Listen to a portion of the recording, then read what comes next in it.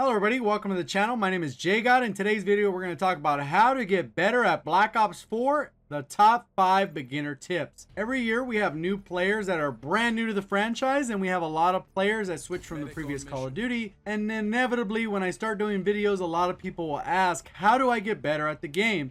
So I decided to put together my top 5 tips for Black Ops 4, so hopefully that'll help you guys out. I would also like to see this video serve as kind of like a forum, so if you have questions, go ahead and leave them down in the comments section so I can answer anything that you didn't get answered in this specific video. Just a quick reminder, if at any point you do enjoy the video or any of the tips included, remember to hit that like button so we get this video over 500 likes. If you're brand new to the channel, I typically cover Call of Duty news, in-game updates, best class setups, subscriber breakdowns, as well as other tip and trick videos on how to improve at Call of Duty. If any of that seems interesting at any point, make sure you hit that subscribe button and turn notifications on. So the first tip I'm going to talk about for how to get better at Black Ops 4 is knowing the maps. Most of the time when I talk about this tip, it seems like a very simple tip, but it actually breaks down into several components. And I'm going to talk about a few of those components today to keep it as simple as possible, but obviously over time I'm going to touch a little bit more on detail on all these different components. The first thing you're really going to want to know is the layout of the map, so you know where the positions that people sit, where you should be sitting, and that comes down to a lot of times how you're going to control the map. And for the most part, that's just going to take repetition. Obviously you got to play the map a certain number of times. You get a kind of feel of how you're comfortable playing it. Then obviously it changes slightly depending on what weapon you're going to use. The second part about understanding the map is really knowing how the spawns work. Pay close attention to where you spawn every time you die. That'll give you kind of an indication of where you can spawn. Over time, you're going to see where enemies start to flow through. You're going to see the patterns that emerge on a map. Especially with certain objectives, people are going to be forced to go through certain areas over others.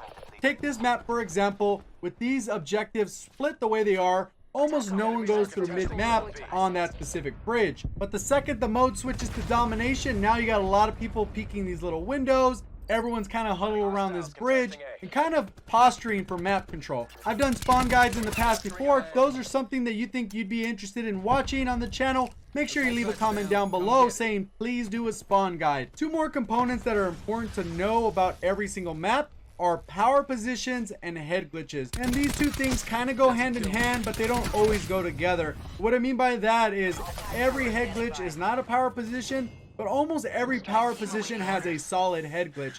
What you're gonna see how that works is you gotta know where all the head glitches are on the map. So when you could peek those, predicting that people will be in certain areas, you could pre-aim those. So you definitely want to pre-aim certain areas of the map where you know traffic is gonna flow through, because that'll put you at a huge advantage.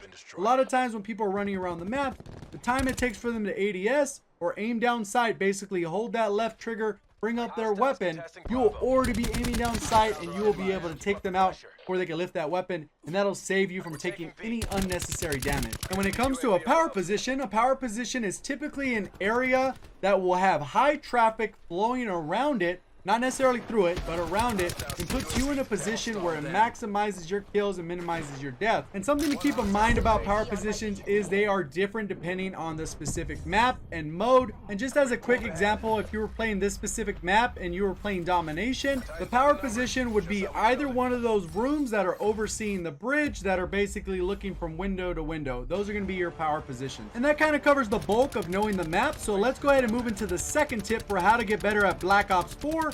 And that is use the meta weapons. And meta weapons are basically the best weapons in the game on a regular basis. And as you improve in all the different areas and you become better at Black Ops 4, then you can kind of venture off in some of the harder weapons as you feel more comfortable. So in the current meta, all the rifles reign supreme at this point. The ICR is probably the easiest to use, so I definitely recommend starting out with that one. Start to branch out, stick in the rifle category. As you feel more comfortable, go ahead and start branching out to some of the other weapon categories. And if you want to take it a step further and continue to use meta in other areas of your class setup, you can definitely make sure you're choosing the right specialist. Personally, I think Crash is a great option, Recon is a great option.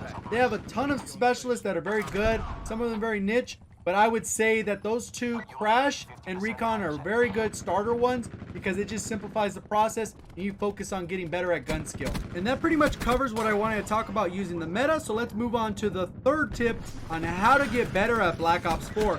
For the third tip, you're going to want to focus on improving your accuracy and make sure you're using the right settings for you. So for this tip, I actually broke this down in 2 separate videos, and the first video was 5 tips to improve your aim and the best drill for better accuracy. So you might want to check that out. I'm going to leave it in the description. But the key to that one is to make sure you're maximizing aim assist. You find the right sensitivity. Personally, I play on a 5.5, but there's people who play on a 10.10. There's people that only play on a 3.3. So at the end of the day, you got to find what works perfectly for you. In that video, I explain how you can find your perfect settings. Also, make sure your aim assist is always on. Regardless of what people say out there, you definitely want aim assist on if you're going to be playing with the controller. And you're also going to want to make sure you're strafing on a regular basis to maximize that aim assist and activate that sticky aim. Yes, you can activate sticky aim by strafing on a regular basis. Like I said, that video breaks it a little bit more in detail. So if you're looking for more information in regards to improving your accuracy, like I said, go ahead and check out the description below. And when it comes to settings, I did a little short video on that as well, but to keep it as simple as possible. And the key points of that video are making sure that you choose the button layout that works best for you. If you're playing with the default controller, you're going to want to make sure you either switch it to tactical, stick and move, or bumper jumper. The advantage by switching up your button layout allows you to take advantage of the movement in the game, and that's the bunny hopping and the sliding and chaining those things together, so you can actually take advantage of it and catch a lot of your opponents off guard. Another thing you can do to take advantage of a little bit faster trigger time is to actually change your triggers to a flipped layout, and go ahead and do that, and you're going to have a lot more fun with these semi-auto weapons, as well as be a little bit quicker on the draw when you actually want to use the automatic weapons. So I definitely recommend doing that tip as well. If you're interested, like I said, that's all covered within that video. And that covers pretty much what I wanted to talk about tip number 3. Let's go ahead and move on to tip number 4 on how to get better at Black Ops 4. And tip number 4 is all about running the correct streaks for you. And the reason why this particular tip is so important is because I see so many people waste all this score on high-end streaks that they never get. And a good rule of thumb is typically you should be getting your streaks 2 times a match. If you're getting it less than that, you probably want to drop it down so you can get that on a regular basis. So if you're only able to call in a UAV as your highest streak, make that your highest streak, and that's it. And build from there. As you progress, you'll be rewarded by being able to call in higher streaks on a regular basis, but that will definitely come with time. Personally, I've been playing Call of Duty for over 10 years, and I didn't actually get decent at the game until probably about 2 years ago, when I decided to focus on different elements to actually improve at the game. So hopefully you can understand where I'm coming from when I'm giving these recommendations for certain things, because I've been there, done that. I was a below average player, and now I'm an above average player, and that was through progress over time, working on all these different individual elements. Let's go ahead and transition into the final tip, but before we do that, if you are enjoying the video, remember to hit that like button, subscribe, turn notifications on, and let's go ahead and get into the final tip for how to get better at Black Ops 4. And the 5th and final tip is to use your mini-map more than you're actually looking at the center of your screen.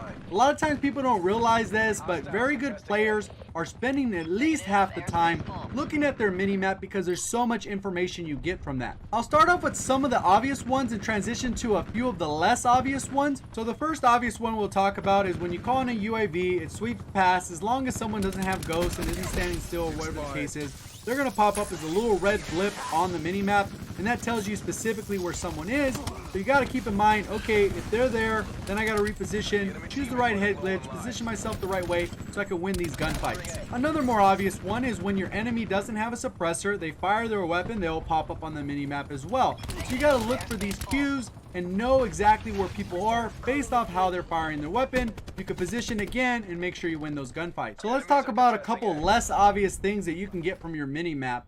In case you guys didn't know, you do have this little triangle on the map. You can see it's open in the middle. Every time you fire your weapon or the enemy has a UAV and it passes by, it will highlight and it will fill in solid.